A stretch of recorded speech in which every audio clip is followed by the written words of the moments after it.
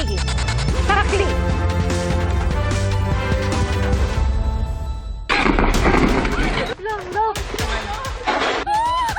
Lord, please send some help.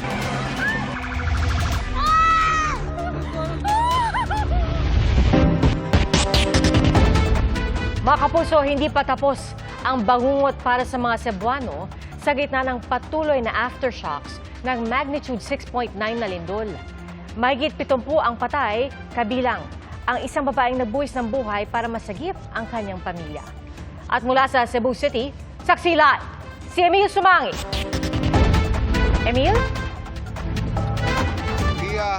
Maglalagay ng tent ang national government sa mga bakanting lote, katuwang ang Philippine Red Cross. Ito ay alinsunod na rin sa utos ni Pangulong Bongbong Marcos para sa mga kababayan nating ayaw pa ring bumalik sa kanilang mga tirahan at nagpasyang manatili at magpalipas na magdamag sa tabing kalsada dahil sa takot ng sunod-sunod pa ring mga aftershock. Sa gitna ng dilim, kalsada ang nagsilbing kanlungan ng mga residenteng ito sa Medellin, Cebu. Dito na sila naglatag ng sapin para magpalipas ng gabi. Sumabay pa sa kanilang kalbaryo ang pagbuhos ng ulan dahil hindi pa masilungan ang kanilang mga tirahan, ibinalot na ng ilan ang kanilang sarili sa plastik bilang proteksyon. Ang pamilyang ito sa San Remigio, sa kulungan ng baboy na tulog. Sa plaza naman, pansamantalang nanunuluyan ang ilang taga-Bugo. Hadlok, sir. Grabe katusog. Wa pa ka mauli eh. Wala. Hindi mawala ang pangamba ng mga residente lalo't panay pa rin ang aftershocks na ayon sa FIVOX ay umabot na sa mahigit 2,000. Sa pagsikat ng araw, mas makikita ang matinding epekto ng magnitude 6.9 na lindol.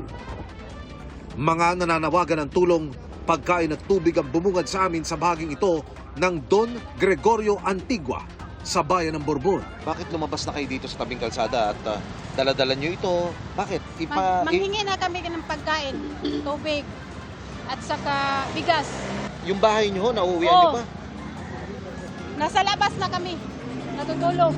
Hirap na yun, sir. Ang bahay ng magkapatid na senior citizen na sina Gavino at Leonora napadapa ng pagyanig.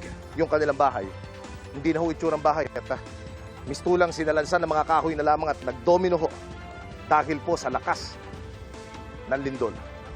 Ang survivor na si Lolo Gavino, natagpuan namin malapit sa pagguho. Pilit niya hong kinukumpune yung mga piraso ng kawayan na tali, tapos may sako siya. Dito ho pala yung kanyang higaan, nagkasira-sira. Susubukan niya lahat para makabuo uli ng mapapakinabangan mula ho doon sa mga gamit na sinira ho ng lindol. Kaliwat kanan din ang bakas ng pinsala ng lindol sa San Remigio. Sa purok siniguela sa poblasyon, isang malaking uka sa lupa ang lumitaw. Ang uka ng lupa na yon, kailan ho lumitaw? Nung paglindol lang. Doon lang namin nalaman nung pag-evacuate na namin kasi nahulog doon yung pinsan ko. Tapos migaw siya na huwag daw dumaan doon. Kung simple ba yun o ano ba yun? Isa rin sa mga napuruhan ng sports complex na ito. Mga kapuso, restricted at hindi po pinahihintulutan ang sinumang makapasok dito po sa San Remigio Sports Complex. Sa kauna-unahang pagkakataon mula nang maganap ang lindol, ipakikita po namin sa inyo kung ano ang naging itsura ng damage sa loob po ng Coliseum mula nang maganap ang nasabing lindol. Sa impormasyong aming natanggap mula po sa mga otoridad, hindi po bababa sa 5 ang nasawi ng pawang mga manlalaro ng basketball sa isang liga ng madaganan ng mga gumuhong parte ng Coliseum. Tingnan nyo mga kapuso ang itsura ng pintuan pa lamang ng sports complex. Hindi na ho mapakikinabangan pa. At habang pumapasok ho, hanggang sa marating natin ang basketball court ng Coliseum, ganito po ang madaratnan. Hindi na rin mapapakinabangan dahil ang kisame at ang pader kailangan nang ipacheck sa mga otoridad dahil baka anumang oras gumuho dulot ng mga aftershocks. Mga kapuso, sa likod lamang ng San Remigio Sports Complex, matatagpuan ang opisina ng Traffic Department ng munisipalidad. Pero tingnan niyo po ang itsura ngayon ng tanggapan. Mistulang nawalan ng pala ang struktura Bumigay ang mga poste at ang bubungan nasa flooring na. Sa aming pag-iikot sa San Remigio, nakilala ko si Gemma, ina ng isa sa mga nasawi sa pagguho sa sports complex. Tumayong referee ang bunsong anak niya na si Jude sa paliga ng sangguniang kabataan ng Barangay Poblasyon. Interagency daw ang laban sa pagitan ng mga kawani ng Coast Guard at BFP. Naulihin naman siya pagawas sir nga. Ang motor na lang niya, isa na lang ditong nabilin sa kuan. Gawas niya. Kuan na gid kami nga siya. Usa sa biktima na. Kwento ni Gemma, pahirapan ng retrieval operations kay Jude at kinabukasan na nakahanapan labi. Masakit man gid sa akon kay kamanguran ko ba siya nga anak bata pa niya di gid na ako unta madawat. Saon man gid na natabo naman. Di gid na ako unta madawat. Saon man gid na natabo naman. Abot-abot din ang hinagpis ng mga kaanak ng mga namatay sa Bogoz City. Sa isang iglap, nawala ang kanilang mga mahal sa buhay. Ang anak ni Juvie na si Lady Jane, iniligtas daw ang pamilya kapalit ang kanyang buhay. Yung anak ko tumatawag sa amin, "Pa, ma, protektahan mo si bibi." Ginaganon niya lahat. Tinawakan niya. Tumakbo siya patungo sa amin. Yung anak ko natamaan ng bato. Yung mama niya at saka yung kapatid niya. Pinaprotektahan niya. Sabi ng tagapagsalita ng Office of Civil Defense, itinigil ng search and rescue at retrieval operations dahil wala na raw hinahanap ngayon. Lahat ay all accounted for na. Bago ito itigil, pahirapan ang operasyon na kinailangan ng gamitan ng mga jackhammer at iba pang heavy equipment. Bantay kamot, bantay ma. Kalunos-lunos ang sinapit ng mga biktima tulad ng batang lalaking ito na nadaganan ng gumuhong parte ng tinutuluyang two-story pension house.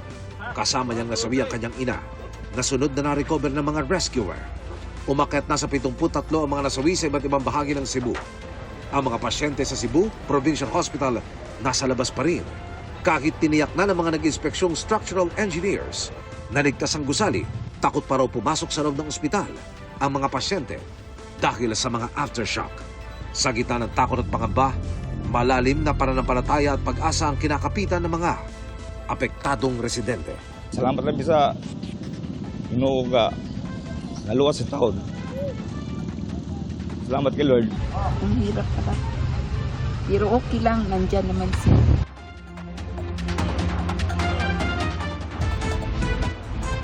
Pia, ito ang kalsadang patungong Northern Cebu, yung epicentro ng lindol. Kung inyong mapapansin, abala pa ito hanggang sa mga oras na ito. Ang mga sasakyang ito ay mula sa iba't ibang lugar, bukod sa mga government agency na bumibiyahe patungo doon sa mga naapektuhang lugar.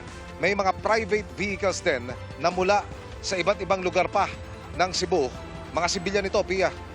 Nagsasadya silang tunguin at tumbukin yung lugar na apektado ng lindol, dala-dala yung mga relief goods. Sila ay, talaga naman, nakakapangalisag ng balahibo, nag-aabot ng konting tulong sa ating mga kababayang naapektuhan na ngayon, kaya na akin nabanggit ko sa report, ay nananatili sa tabing kalsada at ayaw munang bumalik sa kanilang mga tirahan dulot ng mga aftershocks. Pia. Emil, napakalaking bagay no, na hanggang sa mga oras na ito, talagang 24 oras yung pagdating ng tulong para sa mga kababayan natin na nakaligtas no, sa napakatinding lindol na ito. Pero Emil, kakamustahin ko kasi nabanggit mo no, yung structural integrity ng ilang mga gusali. Halimbawa, yung ospital hindi pa nakakabalik yung mga pasyente dahil may pangamba pa. No? Pero syempre may mga pribadong istruktura din na hindi naman agad-agad mapupuntahan ng mga structural engineer or ng mga city inspector.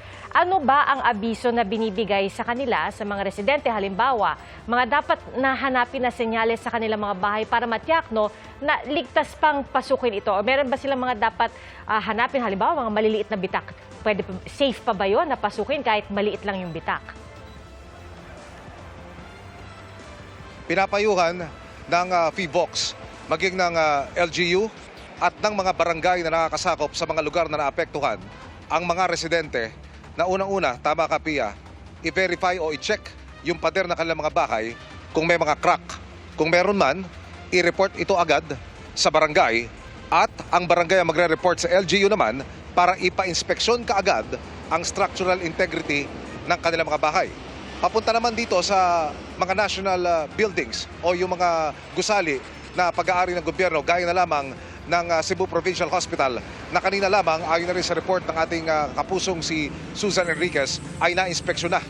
At ang binabanggit sa kanyang ulat, para bang sinasabi ng mga otoridad na ligtas na itong balikan at pwede na mag-operate muli ang ospital para sa mga pasyente. Pero nagpasya pa rin ang ilan sa ating mga kababayan, pati na yung ilan sa mga doktor na hindi na muna balikan ng tuluyan yung ospital para na rin sa kaligtasan ng lahat. So yung mga eskwelahan, yung iba pang mga istruktura rito na pinagawa ng gobyerno, yan, Pia, ang masasabi ko sa iyo, hindi pa rin nai-inspeksyon 100% mula na maganap ang lindol dahil unang-una, mukhang kulang sa tauhan.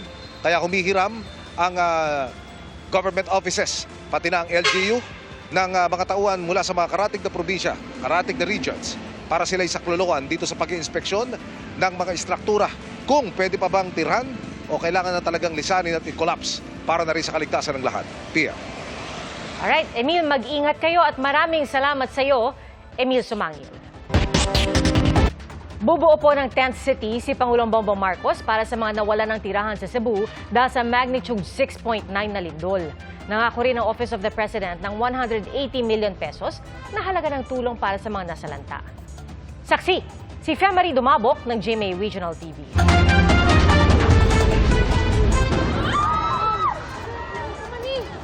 Kuha ito sa kasagsagan ng magnitude 6.9 na lindol sa night market sa Cebu City noong Martes. Lalong natakot ang mga tao nang biglang namatay ang mga ilaw.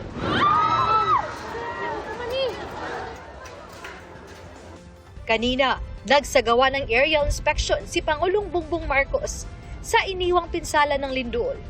Sa Bugo City, na itinuturing na ground zero ng lindol, pinuntahan ng Pangulo ang Archdiocesan Shrine and Parish of St. Vincent Ferrer sa Barangay Bungtod. 50 milyong pisong ayuda ang pangako ng Pangulo sa Cebu Province. Hiwalay pa ang tig 20 milyong piso para sa Bugo City, San Remigio at Sugod. Tig 10 milyong piso naman para sa Bantayan, Daan Bantayan, Madre Dejos, Midilien, Santa Fe, Tabugon at Tabuelan. 180 milyong piso ang kabuang halaga. Bugo will have electricity complete for the entire city by the end of today. Bukod pa doon, yung dinaanan naming ospital na nasa labas pa lahat ng pasyente, ang DPWH nakapagpadala na ng mga engineer, tinignan yung ospital at ngayon clear na nila, safe na yung ospital, pwedeng ibalik sa loob ang mga pasyente na. Binisita rin ng Pangulo ang Sitio Cogita, Barangay Pulang Bato sa Bugo City pa rin. 7 ang nasawi sa isang subdivision doon. Hiling ngayon ng mga residente na mabigyan sila ng pabahay sa mas ligtas na lugar. Sa pagkakaroon, ang mga nakadecide ang mga residente rin nagpuyo nga dili isa na mamalik kay murang naagian nila katruma kay nang liki naman sa dang ilang kuan mga unit sir. Nakipagpulong din kanina ang Pangulo sa mga alkalde ng iba't ibang LGU. At dahil hindi agad marirelocate ang mga nawalan ng tirahan, gagawa raw ng tent city.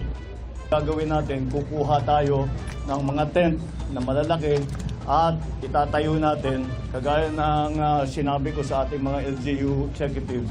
At ito ay mabilis itayo at kahit umulan, hindi problema. Kaya titiyakin natin na may food supply, may water supply, may kuryente kung kailangan mag-genset. Mahigit 60,000 pamilya sa buong probinsya ang apektado ng lindol. Magbibigay ng cash assistance ang DSWD sa mga naulila ng mga nasawi. Sasagutin din daw nila ang mga bayarin sa pagpapalibing. Binuksan naman ng SSS ang Calamity Loan Program para sa mga apektado ng mga bagyo at ng lindol. Ayon naman sa National Electrification Administration, na ibalik na ang 85% ng kuryente sa Cebu Province. Inaasahang ngayong linggo ay maibabalik na ang buong linya ng kuryente. Sa Iloilo City, mahigit 30 eskwelahan ang napinsala ng lindol. Starting sa Monday, may shifting of classes kami dire. So ang mga grade, ang amo niya grade 1 and grade 2, amo ni sila ang morning and PM session, then ang room nga i-vacate nila amo ang pagasudlan sang amon nga grade 4. Pansamantala ring hindi magagamit ang mga classroom na nakitaan ng bitak sa ilang eskwelahan sa Bacolod City. Sang pag-earthquake, gin-inspect namon kagapon ang iya nga litik ng lapo sa piyak nga wall, which is delikado sa learner kag sa teacher. Kaya sa piyak nga room, lapito ya ang chair sa mga kabataan. Para sa GMA Integrated News, ako si Femery Dumabok ng GMA Regional TV, ang inyong saksi. Pahirapan din ang supply ng tubig at pagkain sa bayan ng Medellin sa Cebu. 10 ang naitalang patay roon. At saksi live, si Ian Cruz. Ian?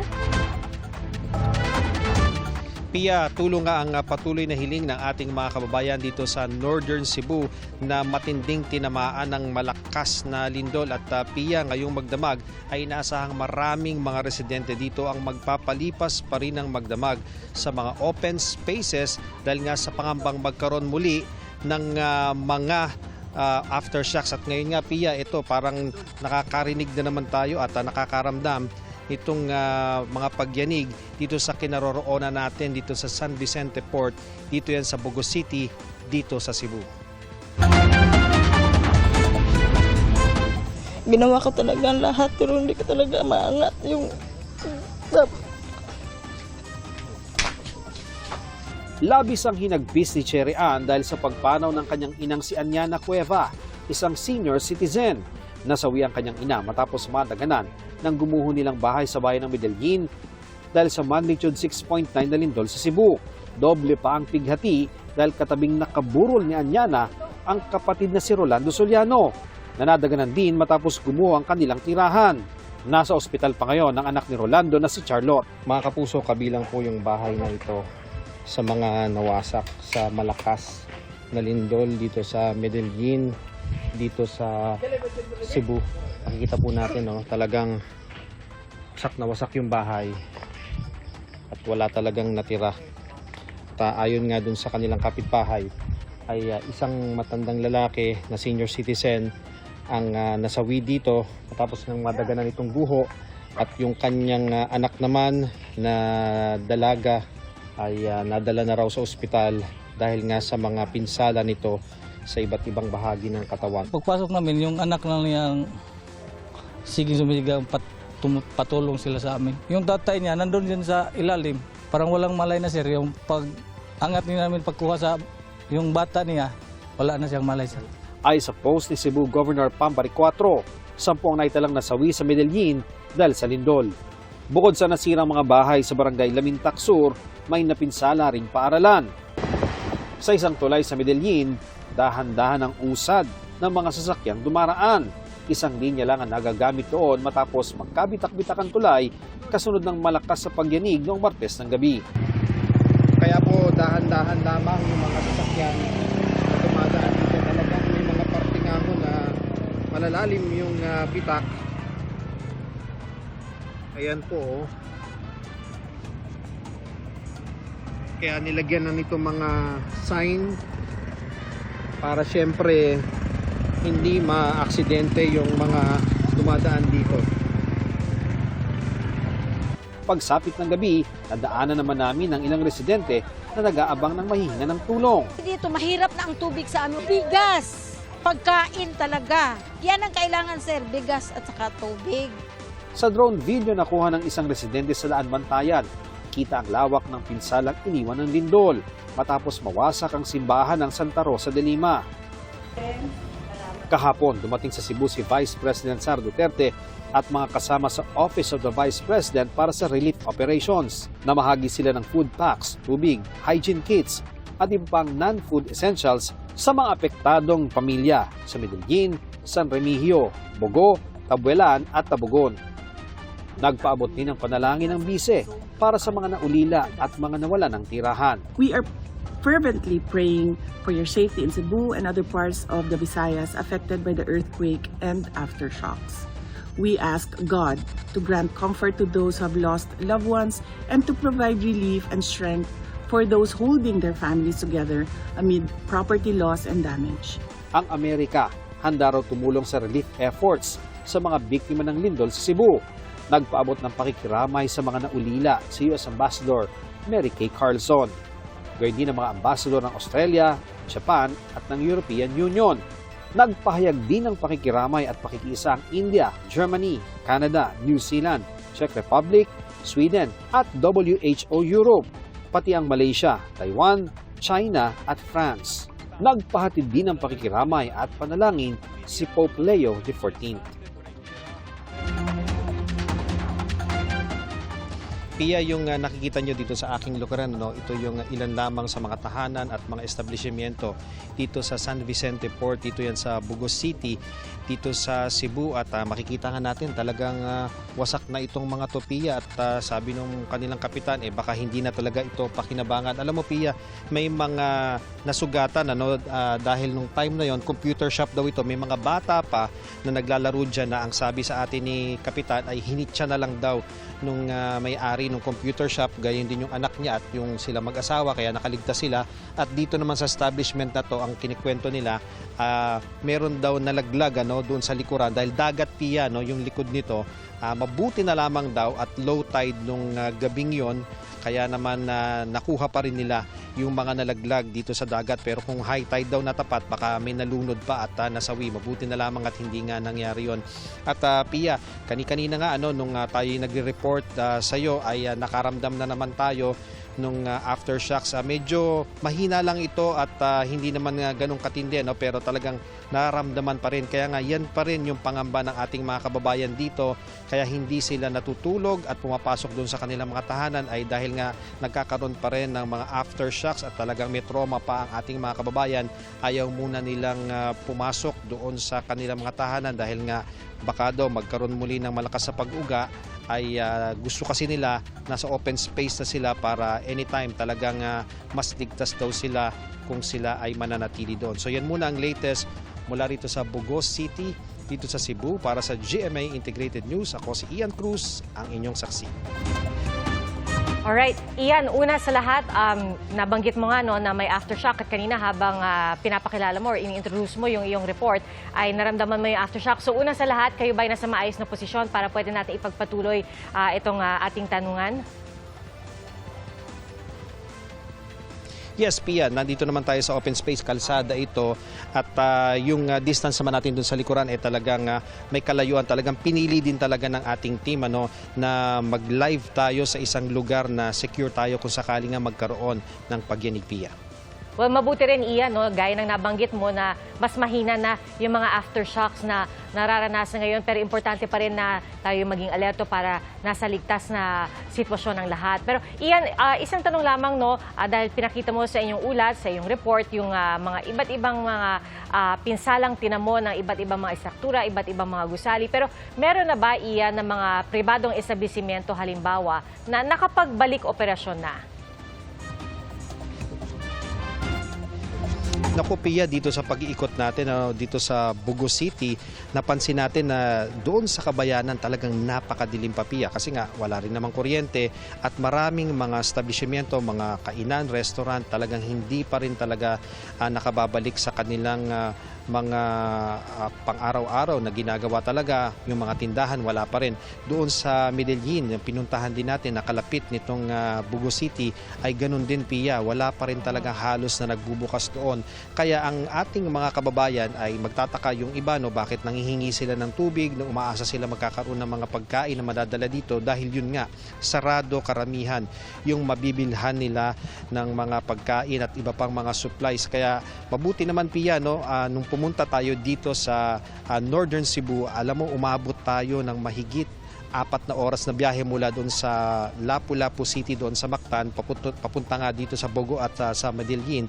Dahil, Pia, napakaraming mga food trucks, yung mga relief goods na mga dinadala ngayon, at marami ring mga heavy equipments na nakasabay tayo na dinadala patungo dito sa Northern Cebu para naman doon sa pagre-repair ng mga infrastruktura at marami din siyempre na mga pribadong, mga organisasyon at mga individual na pumupunta dito para sila ay maghatid ng mga tulong. So doon naman sa mga struktura gaya nito, no, yung mga residente na rin mismo ang tumitingin doon sa kanilang mga tahanan at mga tirahan, ano, kasi pag nakita talaga nila, Pia, na may malaking crack yung bahay nila, yung iba kahit minor yung cracks, ayaw na talaga muna nilang pumasok doon at matulog doon sa loob dahil nga nangangamba sila na kung sakaling magkaroon ulit ng malakas na pagyanig, baka mapahamak sila doon. Kaya mabuti yung ginagawa nila dito na kahit papaano ligtas nga sila na nasa labas. Yun yung kanilang ginagawa ngayon para masiguro nila na hindi sila mapapahamak sakaling lumakas yung aftershocks. Pia? Alright, Ian, mag-ingat kayo at maraming salamat sa iyo, Ian Cruz. Mga kapuso, maging una sa saksi. Mag-subscribe sa GMA Integrated News sa YouTube para sa iba't ibang balita.